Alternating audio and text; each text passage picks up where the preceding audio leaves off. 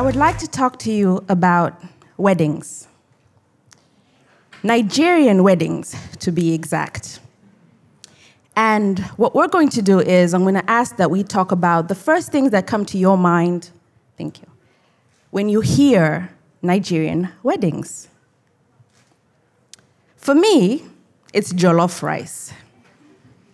And I'll be honest, I have never tasted jollof rice. I've only seen it in pictures, but social media has managed to convince me that there is no Nigerian wedding without jollof rice. Something else I think about when I think about Nigerian weddings is chop money.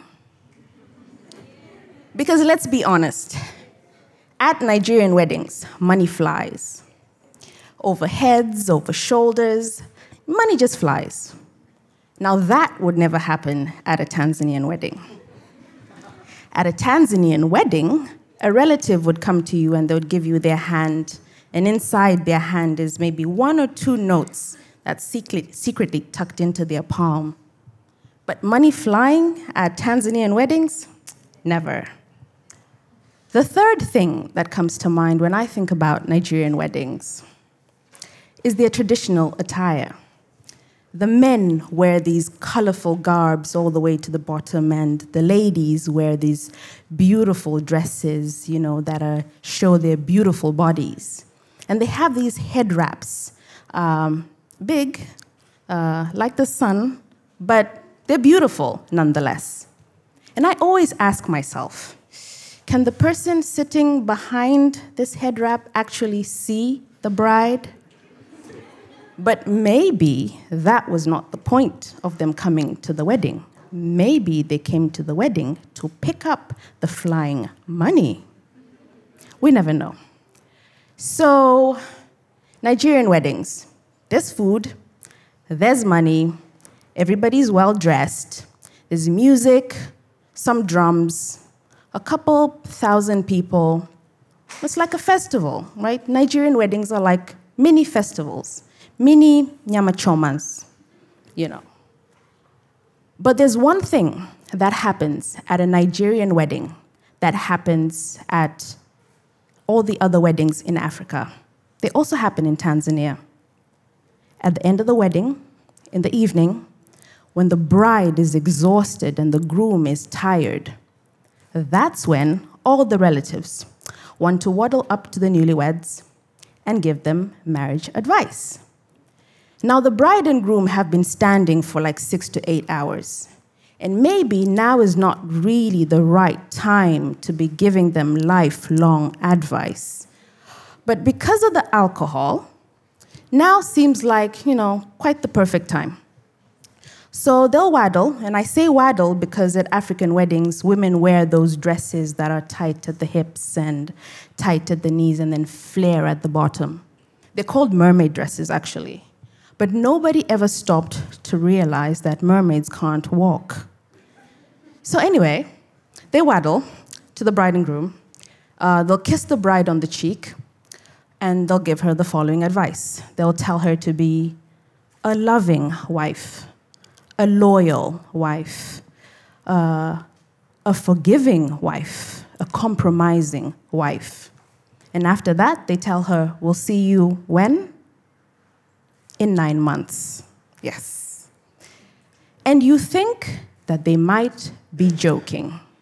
And you will think that they're not counting.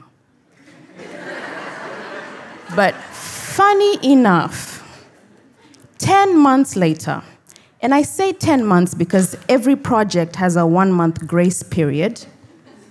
So 10 months later, the aunties will be sitting in a living room on a Sunday having tea when it's too hot to be having tea, and they will discuss the new bride.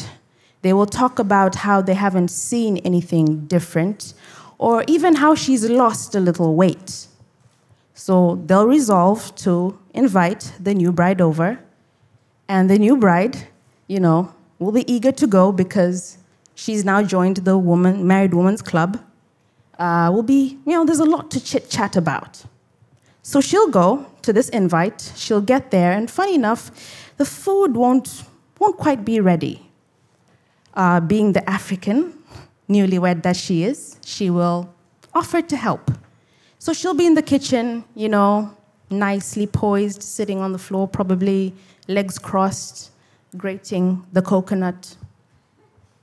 And one of the aunties will ask her a question.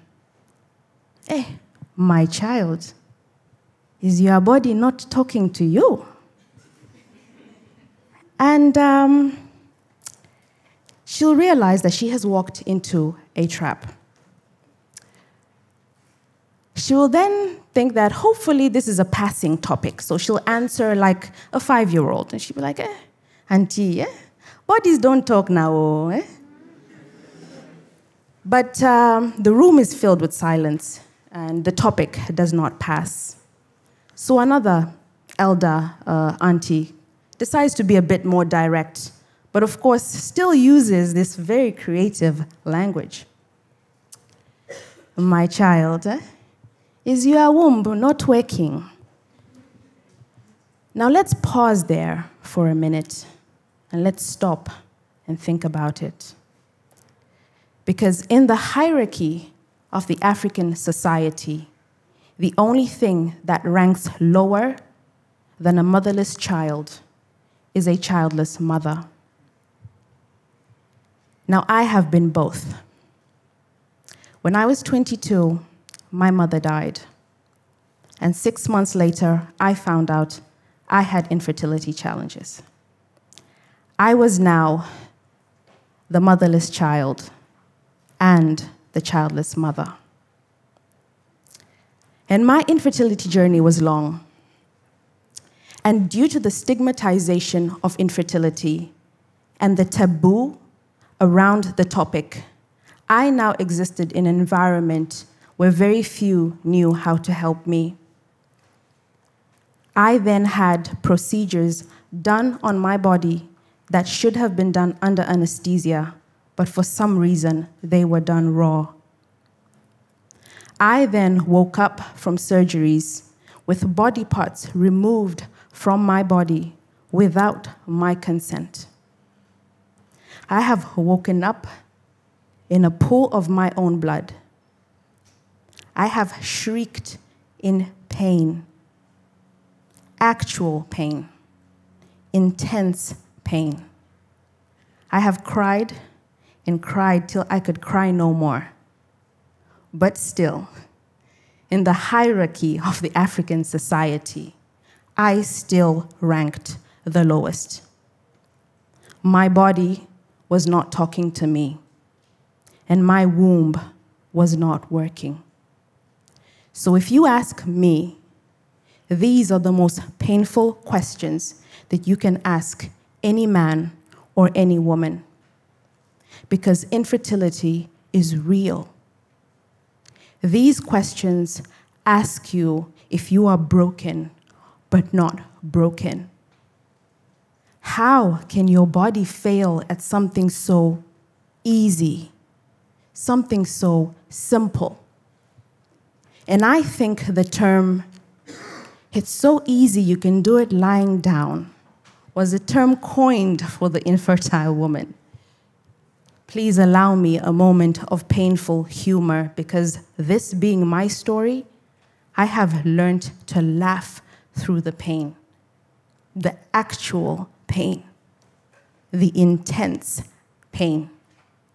It is then that you're supposed to start explaining to this group of aunties who were drinking tea on a very hot day and who invited you to food that was not ready, how you and your partner have been trying over and over again but have failed to conceive a child. How you have not managed to have a baby. How you could not do something so simple.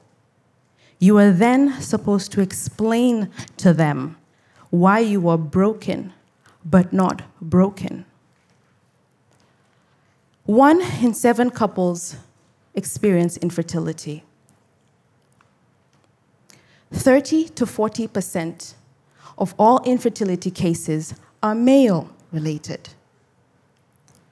40 to 50% are female related. 50% of all infertility challenges are unexplained. 50% worth of no reason why you cannot conceive a child. 50% worth of no reason why your womb is not working. 50% worth of no reason why you are broken but not broken. Infertility is real. So I'm going to ask you one question. I'm going to ask that you picture the person that you love the most. It could be your mom. It could be your dad. It could be your daughter or your son. It could be hard because many of us love a lot of people. So if it's your parents, think of them both. Or if it's your kids, think of them all. Really think of them. Let the image of their face run into your mind. Many of them many of you have them saved as your screensaver. Take a quick look. Let a memory that you remember of something loving and something kind that you shared with them cross your mind. Do this for one moment. Are you done? Now, no, I'm not going to ask you to imagine your life without them, because many of us have lost loved ones. What I'm going to ask you is, I'm going to ask you to imagine never having met them, never having seen that face, and that memory that just came into your mind that made you smile. Imagine never having felt that, because that's what a person going through infertility feels like. They have never met the person that they are going to love the most. They have never seen their face, and they don't have any memories with them. And constantly, they're being asked about this unborn person. Constantly, they're being asked why their womb is not working, because all the other body parts that they have standing in front of them are just not good enough. Infertility is real. So I hope that you will remember this talk the next time you ask someone when they're going to have a baby. Broken, but not broken. Thank you.